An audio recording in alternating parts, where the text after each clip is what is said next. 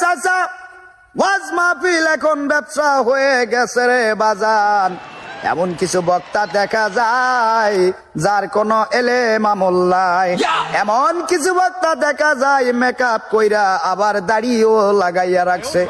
এইরকম এক বক্তা থুতনি লাগাই দাড়ি লাগাইয়া ওয়াজ করতে গেছে। ওয়াজ করতে গিয়া দুইটা কইরা কথা কয় আর 5 মিনিট কইরা কান্দে। এভাবে কানতে কানতে এক সময় পর্দার আড়াল থেকে এক বুড়ি মা হাউ মাউ করে কান্দা উঠছে। এই কান্না শুনিয়া বক্তা বলে, বুড়ি মা, তুমি আমার কোন ওয়াজ শুনে কান্দা দিছ সেটা এখন আমাকে বলো। এবার বুড়ি মা বলে, এ বাজান, আমি তো তোমার ওয়াজ হইনা কান্দি নাই, আমার হারাইয়া যাওয়া ছাগলের পাটাটার কথা মনে কইরা আমি কান্দা উঠছি। এবার বক্তা বলে, বলেন কি হয়েছে? বুড়িমা বলে, আমার একটা ছাগলের পাটা ছিল, 15 দিন আগে চুরি হইয়া গিয়াছে।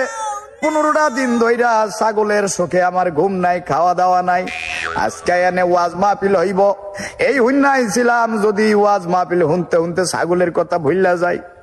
বইয়া ওয়াজ হুনতাছি, এবাজান তুই আইয়া যে কান্না শুরু করছস, এমন কান্না কান্দাছস, এমন কান্না কান্দাছস, তোর কান্না হইনা একবার তোর মুখটা দেখার খুব স্বাদ জাগলো।